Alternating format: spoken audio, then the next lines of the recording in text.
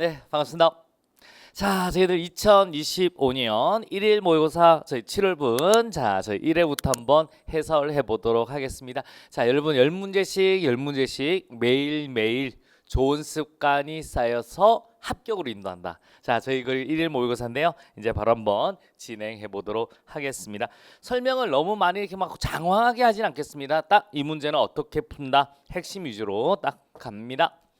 자, 1번 한번 가보도록 하겠습니다. 행정이론에 대한 다음 설명 중 틀린 것은요. 신행정론은 고객의 참여와 형평성을 중시한다. 딩동댕동 되겠습니다. 여러분 만약에 여러분이 딱 공부를 하실 때 행정이론이 나오면 자, 처음에 과학적 관리론 딱 생각하셔야 돼요. 그 다음에 아이고 이구 죽겠네 라는 시장 실패가 터지는 거죠. 그 다음에 이제 인간관계론이 나옵니다. 그 다음에 40년대 사이먼 행태론이 나옵니다. 그 다음에 이제 45년 이후에 2차 세계대전 이후에 세상이 굉장히 빨리 바뀌죠. 이제 환경을 고려하는 개방체제인 생태론, 체제론, 비교행정 나옵니다. 그런데 우리나라 같이 행정이 주도로 엄청나게 빨리 발전하는 나라들 발전 행정론 요걸 연구했습니다. 그 다음에 미국이 이제 60년대 말 70년대 굉장히 힘들어집니다. 그래서 왈도가 왈 새로운 행정학을 하자 신행정학 되겠습니다. 신행정학 이렇게 되죠. 그 다음에 이제 쫄딱 한번 또 망하죠. 1979 요거 전에 이제 신행정학 쪽에서 현상학이 나오는 거고요. 나는 이제 또 제도 볼 거야. 신제도주의 나옵니다. 이 70년대 힘들었을 때를 경제학자들이 논문을 씁니다. 여러분 공공선택론 나옵니다. 공공선택론. 그 다음에 쫄딱 망하고 나서 NPM 나온다라고 보시면 되고 그 다음에 90년대 New Governance 그리고 NPM을 까면서 나오면서 NPS 공공가치 창출론 공공가치 실패론 이런 거 나옵니다. 그 다음에 2007년 서브프라임 터지고 나서 이제 행동경제학이 나온다고 넣지. 행동경제학 여기까지 머릿속에 쫙 넣고 가는 거예요. 여러분들 이런 게 만약에 조금 힘들다라고 하면 저희들 뭐 2배속이라든가 저 행복합시다라든가 이런 걸 통해서 틀 잡아 주셔야 됩니다. 갑니다. 신행정론은 고객의 참여와 형평성을 중시한다. 맞습니다. 드디어 이제 약자에 대해 시선을 돌렸죠. 새로운 행정학. 왈도가 이제 사이먼을 비판하는 거예요. 야, 너희들은 왜 검증만 하니 약자에 대한 시선을 돌리지 않니? 라고 하면서 우리 참여와 형평성을 중시했다. 되겠습니다. 자, 행정체제로는 환경과 체제 간의 관계를 중시했으나 환경에 대한 체제의 피동적 대응을 중시한다. 맞는 말 되겠습니다. 여기서 말하는 이 체제론이거든요. 50년대 체제론입니다. 자, 우리 몸 보세요. 이제 지금 저희 여름이에요. 저도 이제 여름이 다가오는데 여러분들 덥죠? 그러면 이렇게 합니다. 그래서 심장이 뱀뱅 천천히 뛰고 모공이 넓어지고 이렇게 해서 이제 36.5도를 맞추는 거예요. 겨울 되면 춥죠. 어들 36.5도 이렇게 맞추는 겁니다. 그래서 행정 체제로는 몸처럼 보죠. 행정을 몸처럼 보잖아요. 환경과 체제 간의 관계를 중시해서나 환경에 대한 체제의 피동적 대응. 오케이. 그래서 더워지니까 심장이 뱀뱅 모공이 쑥 이래 되는 거예요. 춤은 어들 오케이. 그래서 피동적 대응을 중시한다. 맞습니다.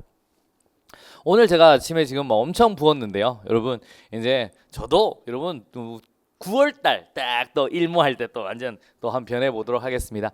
행태론은 행정연구의 구조 기능주의에 반발하여 논리 실증주의 방법을 적용했다. 행태론이 논리 실증주의를 맞는데 구조 기능주의에 반발해서 1번부터 막 많이 틀렸습니다. 여러분 솔직히 1번부터 엄청 틀린 친구들이 많았겠죠. 왜냐면 구조 기능주의는 뭐예요? 구조 기능주의 잘 보세요. 제 심장은 어떤 기능을 하죠?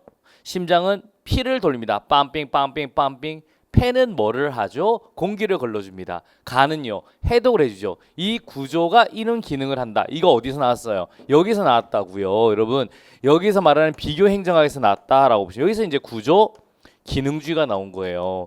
왜냐하면 미국이 해외 원조 2차 세계대전 이후에 해외 원조를 굉장히 많이 했잖아요. 근데 돈이 자꾸 새는 거예요. 미국 애들의 자존심이 엄청 무너진 겁니다. 왜 우리 생각대로 안 돌아가지? 그러니 이제 리거스를 불렀어요. 그 당시 리거스가 미국 비교행정학회 회장입니다. 야, 공식 만들어 와. 그래서 이제 전 세계 환경과 행정을 연구한 거예요. 심장은 뭘 한다? 피를 빰빙 친다. 폐는 뭘 한다? 공기를 거른다. 이런 구조의 기능주의를 가져온 겁니다. 구조주의라고 하는 건 뭐냐면 좀 다른 거예요. 구조주의는 심장을 떼면 우심방 좌심치 이런 거 있다라고 보는 게 구조주의고요. 구조 기능주의는 심장이 어떤 기능을 하냐는 거예요. 그래서 만약에 그 나라가 피가 제대로 안 돈다. 그럼 인공심장을 하나 더 달아주면 되잖아요. 해독을 못한다. 인공간을 하나 달아주면 되잖아요. 그게 이제 구조기능주의입니다. 언제 나왔다고요? 구조기능주의는 비교행정학, 비교에서 나왔습니다. 비교행정론. 그러니 이런 봐보세요. 구조기능주의에 반발해 논리실증주의를 적용했다. 아니죠. 행태론은 여기인데 그러면 우리 원리주의를 비판하면서 나왔죠. 그래서 X 되겠습니다. 행태론은 그 앞에 있는 여러 가지 원리들에 대해서 검증되지 않는 것은 격언에 불과하다면서 나왔다라고 하셔야 돼요. 1번부터 엄청 많이 틀리셨습니다. 자, 2번, 4번 갑니다. NPM은 정부 실패를 해결하기 위해 공공부문에 시장 원리를 도입하자. 맞습니다. 나 돌아갈래 시장으로. 정답 몇 번? 3번이 되겠습니다. 갑니다. 2번 되겠습니다. 이제 신제도주의의 이론에 대한 설명으로 올바르지 못한 것은요. 여러분 사회학적 신제도주의는 문화의 영향을 일반화하여 제도를 설명하고 있다. 맞습니다. 여러분 그래 동형화되는 걸 설명합니다. 동형화되는 거. 경제학적 신제도주의 다른 말로 합리적 선택이 신제도주의라고 합니다.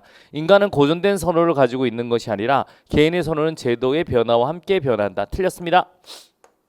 여러분 역사학적 신제도주의 사회학적 신제도주의, 합리적 선택의 신제도주의가 있는데 얘들 같은 경우는 선호가 안에서 만들어져요. 내생적 선호입니다. 그런 거를 내생적 선호.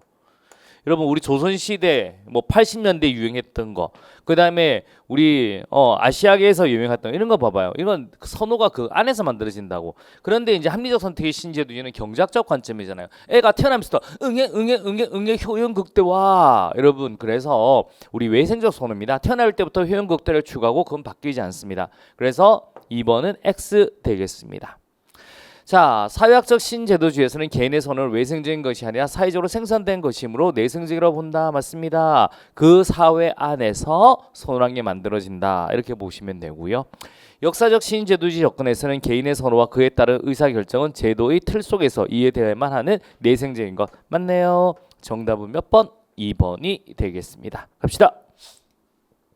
자, 비용 편익 분석이에요. 이제 여러분 다른 말로는 뭐라고 하냐면 경제적 분석이란 말도 씁니다.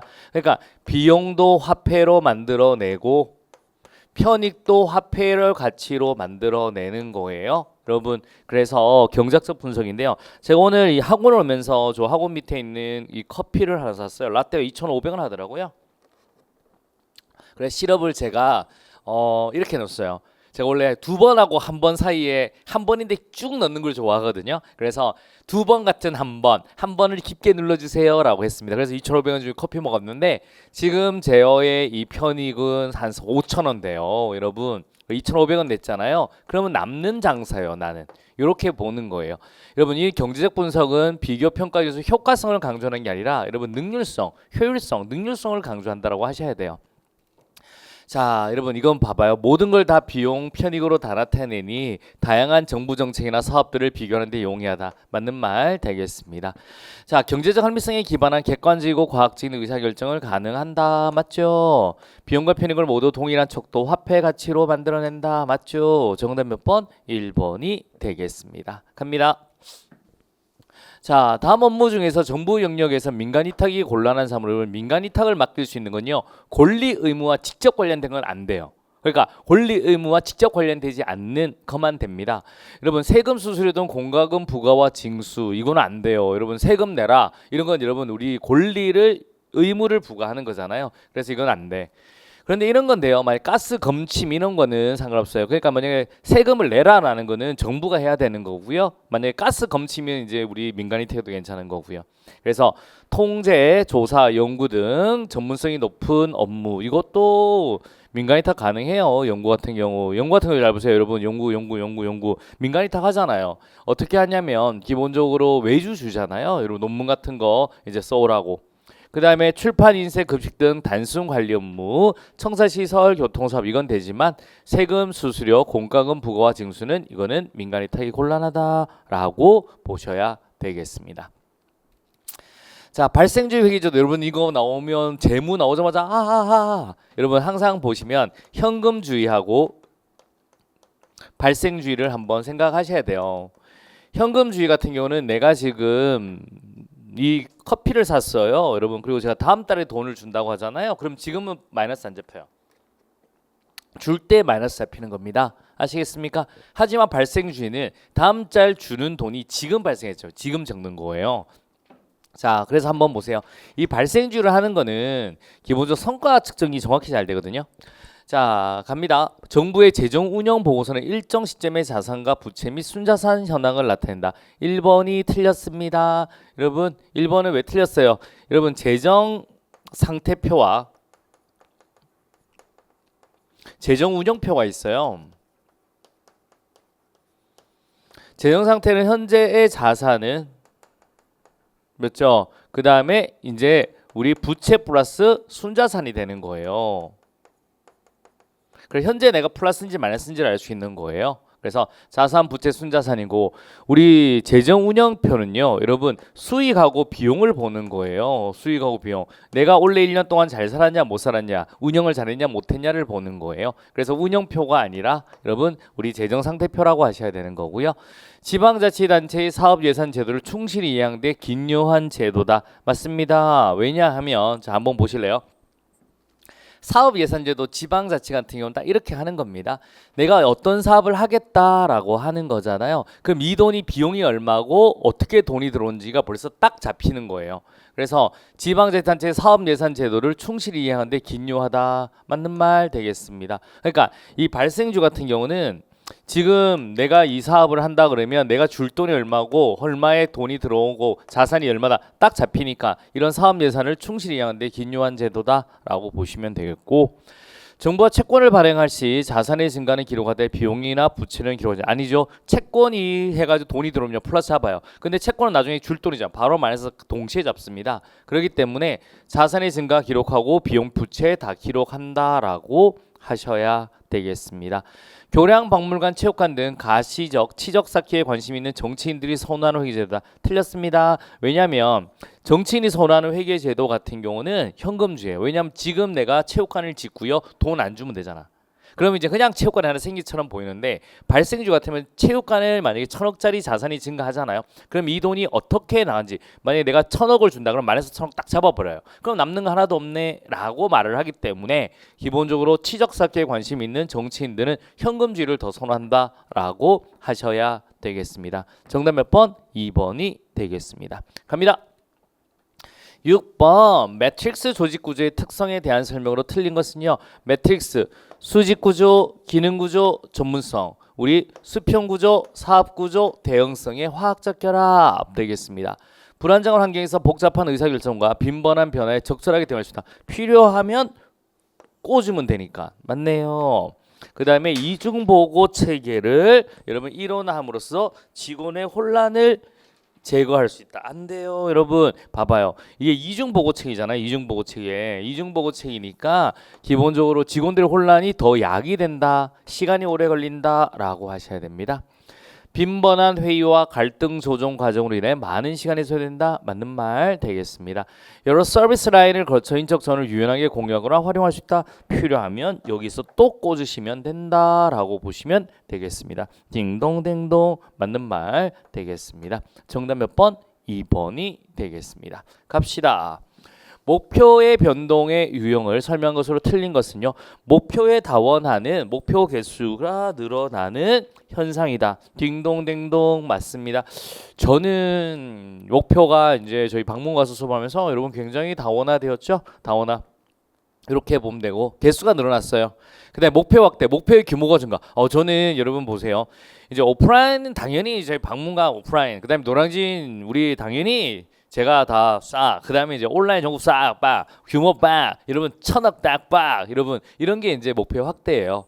목표의 전환은 목표가 달성됐을 때 새로운 목표를 선택한다. 그리고 목표가 달성되었거나 안 했을 때 새로운 목표를 선택하는 거는 이건 승계로 가셔야 돼요. 전환이란 거 목표 달성이 곤란하여서 다른 걸로 바꾼다라고 하셔야 되겠습니다.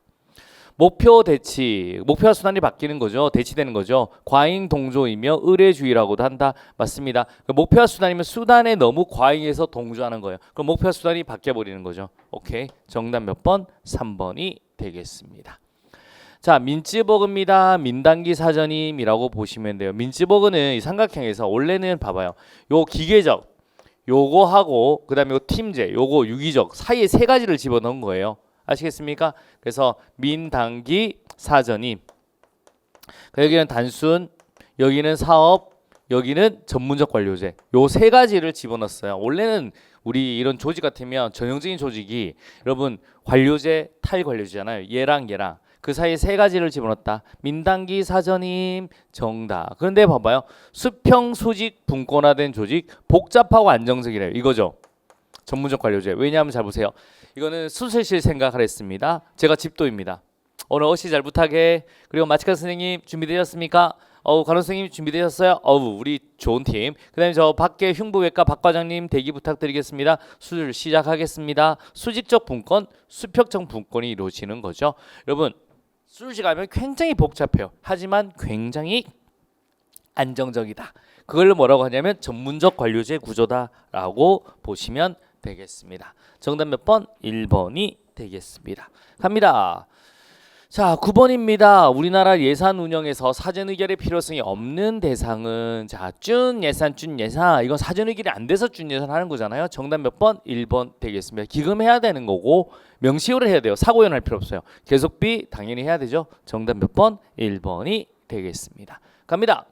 10번 TQM Total Quality Management 되겠습니다. 모든 과정에 모두가 참여해서 퀄리티를 높인다. 고객 감동을 이바지한다라고 보시면 돼요. 구성원 모두가 참여한다. 맞는 말 되겠습니다. 불확실한 가정과 직감면이 당연히 통계적 자료와 과학적 절차에 근거한다. 맞습니다. 소수의 전문가들에 의한 혁신을 한다. 노 틀렸다라고 하셔야 됩니다. 모두가 모든 과정에 참여해서 변화를 시키는 거죠.